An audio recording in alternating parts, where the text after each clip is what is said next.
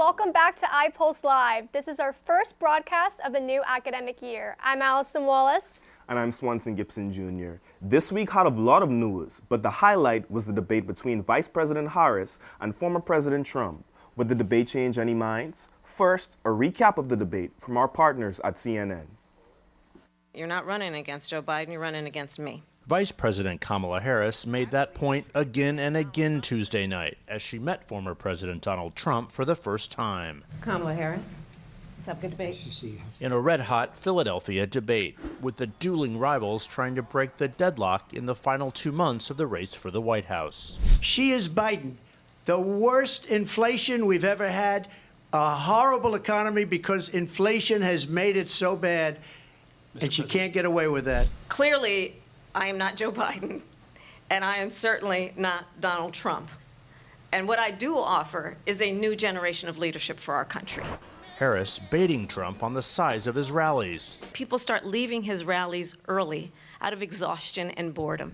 His criminal cases. I think this is so rich, coming from someone who has been prosecuted for national security crimes, economic crimes, election interference, has been found liable for sexual assault. And relationships with foreign allies. World leaders are laughing at Donald Trump.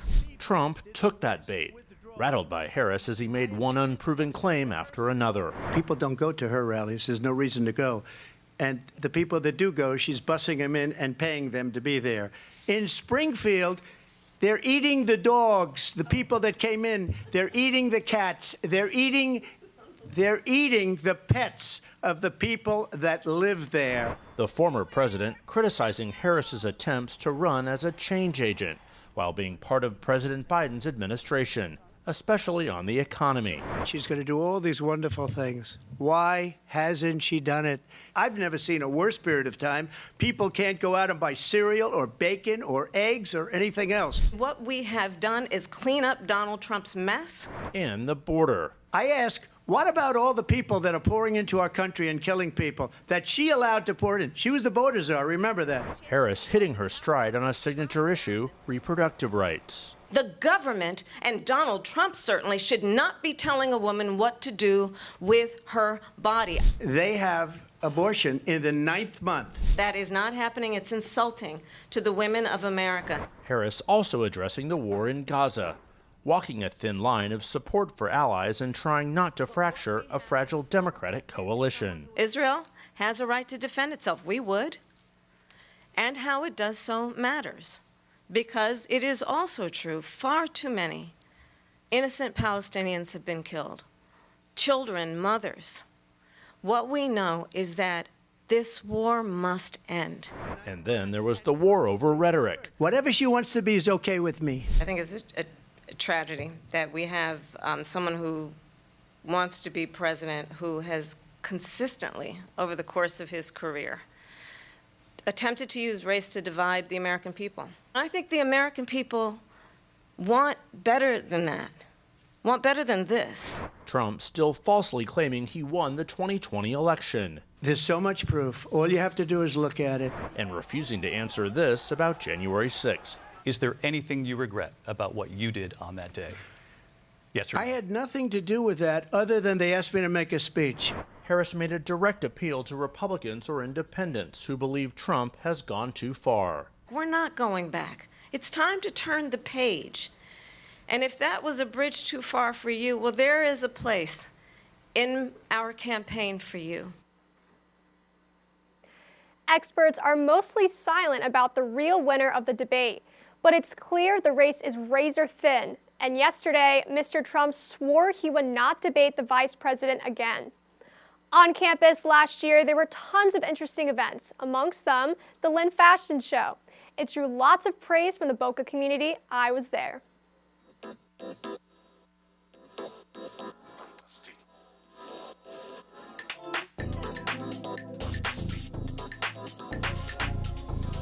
Welcome back. Another year, another LFS, Lynn Fashion Showcase. It's currently the 22nd year Lynn has produced this fashion show. For this year, the theme is sustainability. Let's go check it out.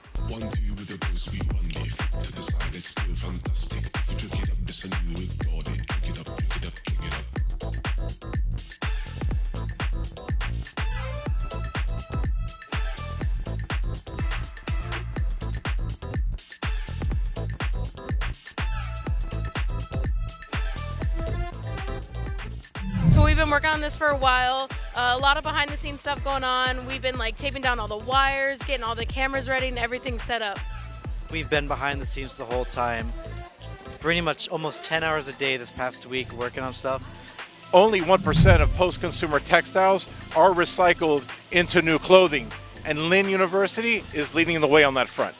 The concept for this year was recycling used materials. The designers made lots of unique and creative looks. Sustainability, I mean, less than 1% of the garment industry is recycled or repurposed, and that's just a waste. It means 99% is being wasted. So it's time we all sort of wake up, and if this helps people become more aware of it, it's well worth it. It's not just me, it's everyone together. I can write a check, but I can't do what the models do. So. I'm really looking forward to just being on that runway, showing off the amazing outfits from the designers. Didn't know what to expect, especially the ones that was our first time modeling for here. But it was amazing for sure, and I hope like everyone like it and enjoy it. Thanks for coming along to watching the show with us this year. I'm Allison Wallace reporting for iPulse News. This past summer, Lynn students studied abroad in Japan. We are preparing a report on the big adventure and we'll have it to you soon. Lynn hosts a variety of study abroad trips with one-of-a-kind opportunities for students to expand their worldview. The programs emphasize academic success as well as cultural integration. iPulse reporter Kinda Green documents her experience. Every year, Lynn University offers a global selection of study abroad opportunities. These include faculty and third-party led programs held throughout the school semester and summer season, accounting for over 80 trips annually. These unique experiences allow students to expand upon their knowledge and skill sets within culturally diverse environments. In the summer of 2023, Lynn University traveled to the south of France, where film students and those alike were immersed in the cinematic scenes of the Cannes Film Festival. Hi, I'm Jung Monteiro, and I'm an international business management student at Lynn. My favorite thing that I learned from this experience was actually just appreciating movies better, because now when I watch movies, I'm not just watching the movies, I actually am looking for the meaning behind it and what kind of story they're trying to tell. Lynn specifies their excursions for different majors in terms of academic requirements and program activities, cultivating experiences for all fields of study. Students are guided alongside teachers and tour guides in familiarizing themselves with foreign ground while also having their own freedom to explore. Hi, I'm Monica Goldbach-Bridgers, and I'm a junior studying film production at Lynn University. The best part about the Cannes experience was kind of having the opportunity to be in a room with directors and cinematographers and writers that have been in the industry for a long time and have quote-unquote made it. When talking to them, I didn't even realize their roles, and when I did, I was like, oh my gosh, they're just a person like me, and it kind of made me feel like, yeah, I can do this. I'd be able to make movies, and it was really good networking and meeting people that inspired me, and having that interaction was really cool. I think Lynn University did a great job trying to incorporate the South of France culture with the festival itself. I would 100% recommend any Lynn student to do a study abroad program. There's not a lot of chances in life where you get to travel and experience these things. And I think Lynn does a great job trying to introduce students to other cultures. To learn more about studying abroad with Lynn, you can email ips@lynn.edu or connect with program coordinators in the University Center on the second floor in room 244.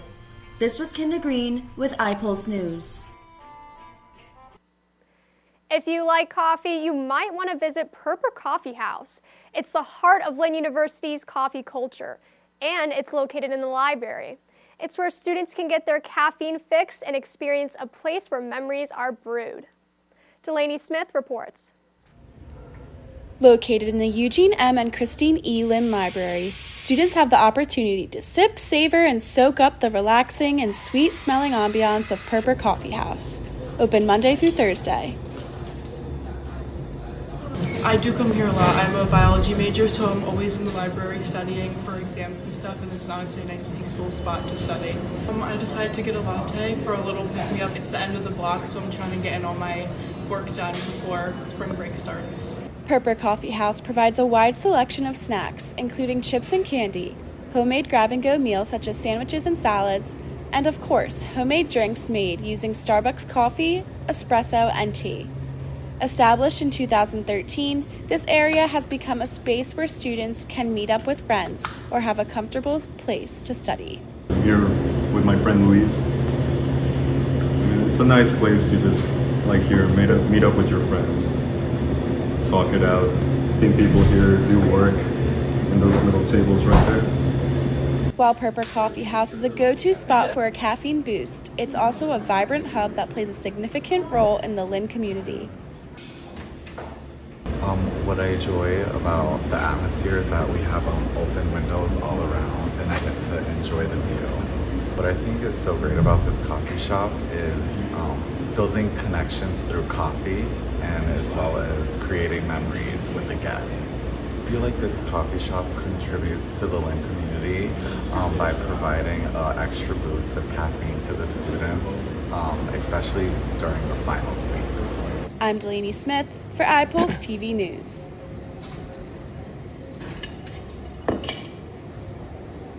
Boca Raton residents now have a dedicated area at Spanish River Park that spans 300 yards of beach, where you can bring your dogs to roam. To have access to the beach, dog owners pay for a permit and are allowed to bring their pets Fridays, Saturdays, and Sundays. Delaney Smith reports Boca residents love it. Today we are in Bark Beach in Boca Raton, Florida, where beachgoers and puppy lovers find this place paradise. Let's go check it out and meet some furry friends. Come on.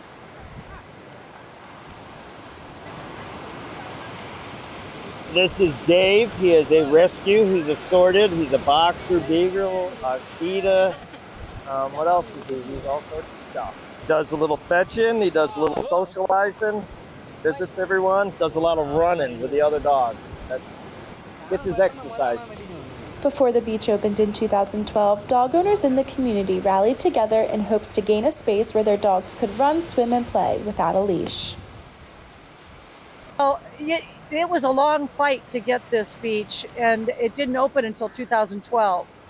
But there were many people that kept going to the council meetings to try to fight for a dog beach. So they were just saying, hey, we deserve a dog beach. We promise we'll pick up after our dogs. Opening this dog beach became a winning scenario for everyone involved as it brought more visitors to the beach and created a positive impact for the dogs. Oh my gosh, if we didn't have the dog beach to come to, they wouldn't get this kind of exercise and swim. You know, I have a pool, but nothing like the ocean swimming, and they just have a ball. The dogs all get along so well. Yeah, he still plays. He's 9.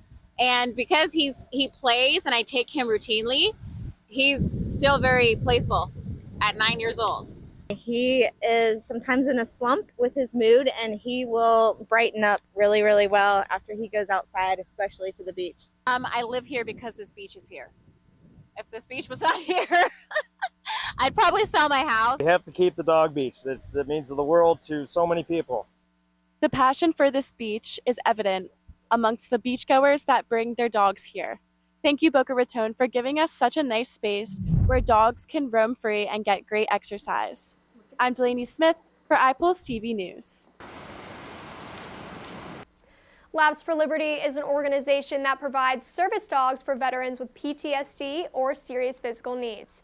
Recently retired Marine Staff Sergeant Adam Griffin received a Labrador named Apollo from Labs for Liberty. Although life has not been easy for Adam, Apollo gives him support. Lisette Guillen reports. He fills that big void that I had from not having a dog on my left side for years. Looking at how Apollo sits by the side of retired Marine Staff Sergeant Adam Griffin, you'd think the bond between this pair has developed over years. Turns out they've only known each other for less than 24 hours. And I'm just looking forward to what Apollo's going to bring to the table. Adam served as a dog handler paired with an explosive sniffing canine for 12 years in the Marines. returning to civilian life in 2014 was a massive change. For 12 years, I had a dog glued to my hip. When I got out, that dog went away. So it was like a hole, just a missing piece of the puzzle in my life. Several years ago, through Labs for Liberty, Adam was paired with Dash. Sadly, that service dog passed away in 2022. Apollo, come. Good. Sit.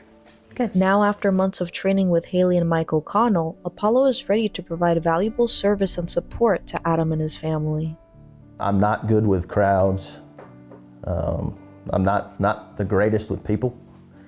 So being that I have the dog, it kind of takes the focus off of me. Everybody focuses on the dog. For the O'Connells, saying goodbye to Apollo is bittersweet. I'm sad to see him go, but it's so worth it. I'd do it 100 times more.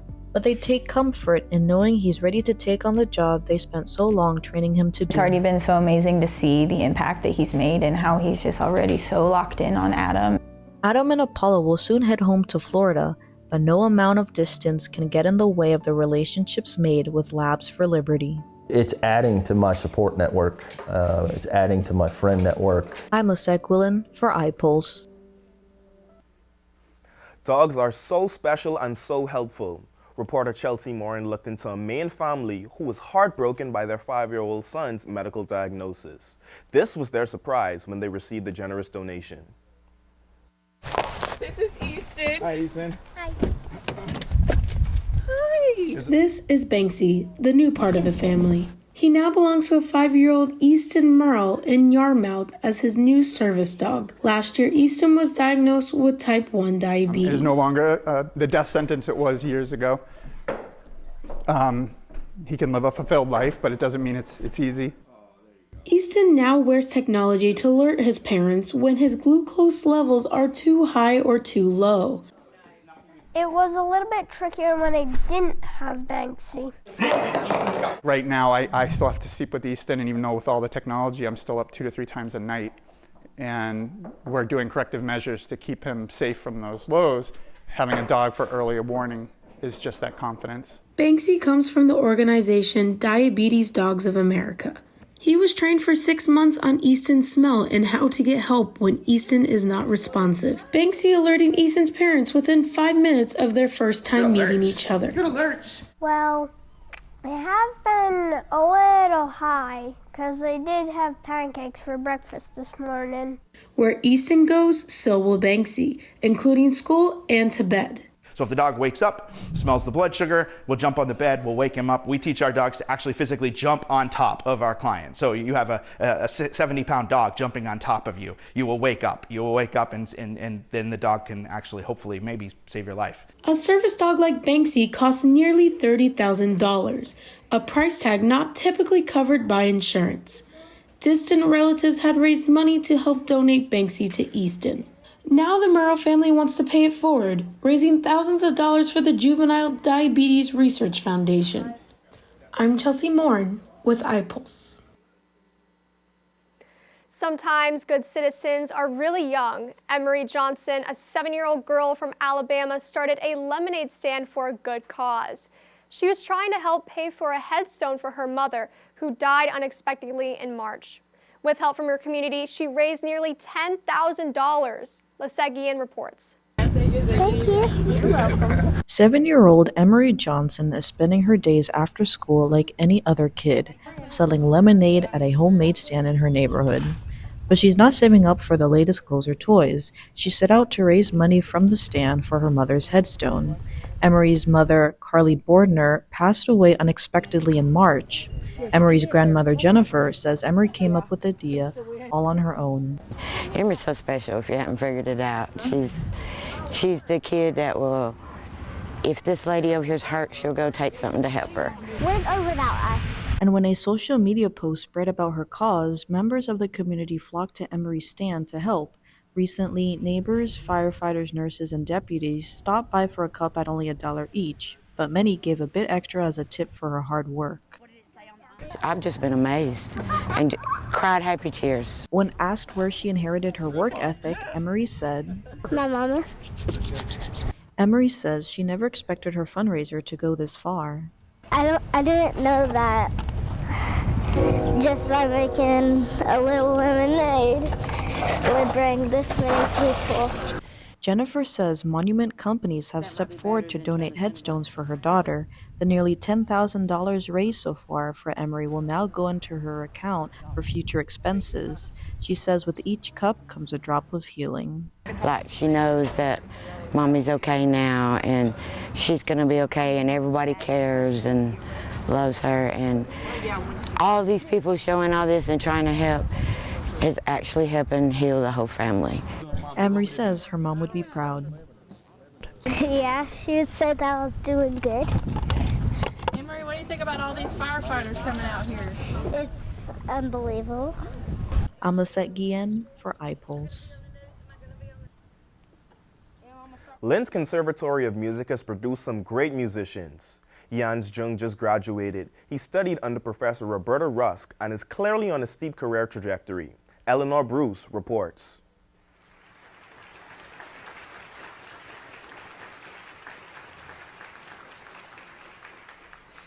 When I was a kid and I,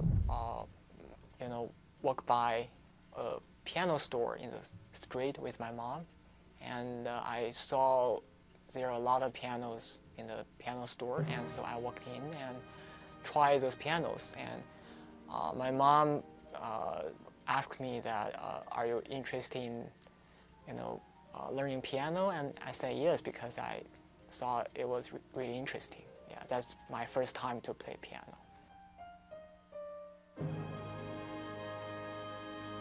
Jung is a senior this year in the Bachelor of Music Piano Performance program in the studio of Roberta Rust. I went to a professional, music high school in China, and I attended a music festival in China. And I thought maybe it's good to go to Western countries because the piano is a Western instrument. Recently, Jung was declared first prize winner of the Artist Series Concerts of Sarasota competition for pianists. Jung received a $2,000 cash reward and will perform in Sarasota in November.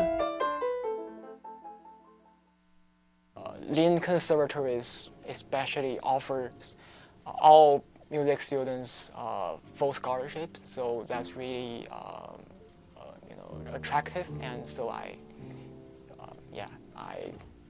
came here for my undergraduate music study.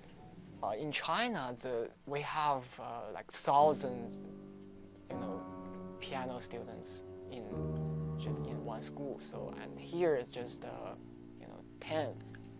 I think I have more opportunities to perform and show myself.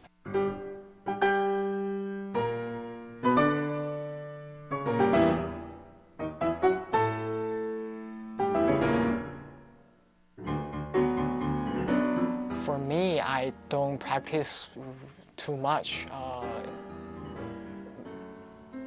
Probably 3 hours per day. When I have some important things to do, like competitions, auditions, or important exams, I may practice 5 or 6 hours before the competitions. This competition is a statewide competition in Florida, and it's an online competition, so I don't have to go to another city.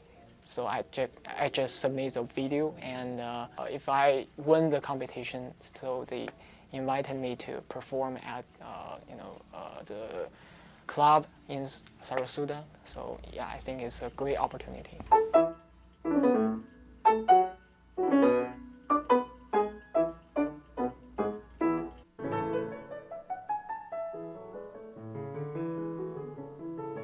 I like to play to audience, yeah, many people, yeah.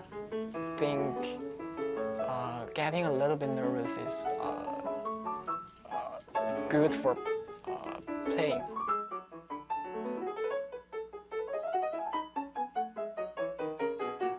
I think it's important to just never give up and always remember your original intention, and never forget why you love what you love. I hope one day I can write my own music. Yeah. I think my goal for the life is to keep exploring the music, and I try to make more people to love music. I really appreciate what my parents done for me because they support me all the time, support me to pursue my dream. I also really grateful for all my teachers, for major teachers teaching me how to play piano, and all of those 4 teachers have really important influence on me, how to play the piano technically, and also the meaning of the music. Yeah.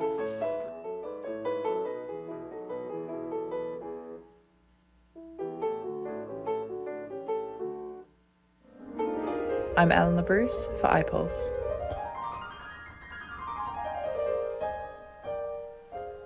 And that's our broadcast for September 13th, 2024. If you are a Lynn student, please join our team or suggest some stories you want to see covered. You can reach us at ipulse@lynn.edu. I'm Allison Wallace. And I'm Swanson Gibson Jr. We have a new website, ipulsenews.com, and you can find us there anytime. Or go to the iPulse page on Apple News. Thank you for joining us, and we'll see you next week.